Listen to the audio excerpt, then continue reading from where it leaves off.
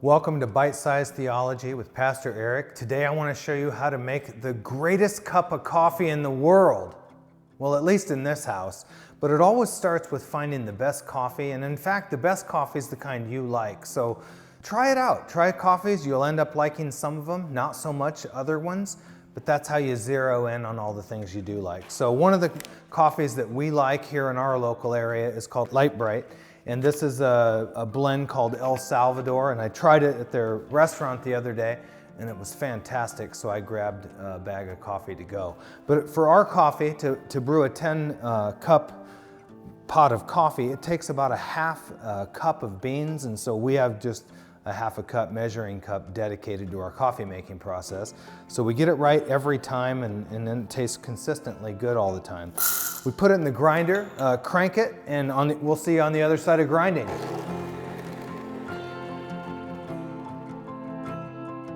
Now we use this burr grinder because it has the burrs in there, the conical grinders that I'm using more terminology that I don't know anything about. But the burr grinder does grind the bean in a way that keeps the oil coming all the way through the grinding process into the grounds. And so the grounds, as always, you have to get your coffee maker out, find a filter. Some people like the bleached filters, some get unbleached. This one's unbleached, and sometimes they can have a little difference if you make enough coffee and compare them. The bleached and unbleached filters can provide a little difference in taste to your palate. So we pour the grinds in. They come in here.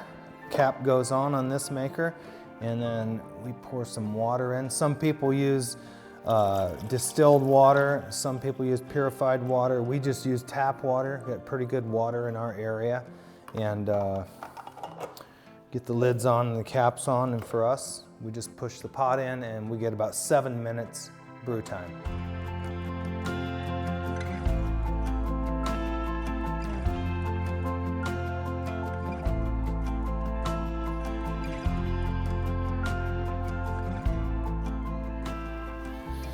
Wow, that smells so good.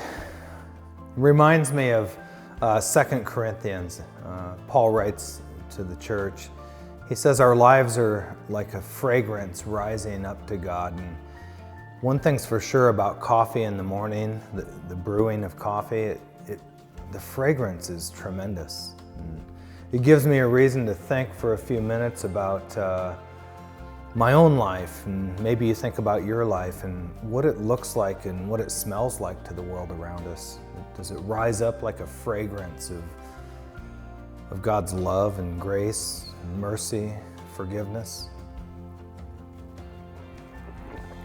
Psalm 5, I love Psalm 5. It says, early in the morning, I'll get up and I'll raise my life to you. I'll express my thanks for what you've done, and I'll lay my requests before you. And that whole thing of prayer, it's like a fragrance rising up to God, and just experiencing that life together and talking with Him and sensing all of the things that He might say or nudge us into for the day, the way He assures us.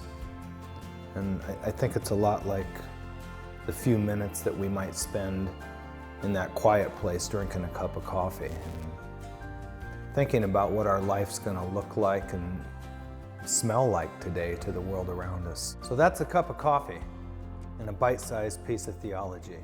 Hope you enjoy your day, and of course, enjoy the coffee.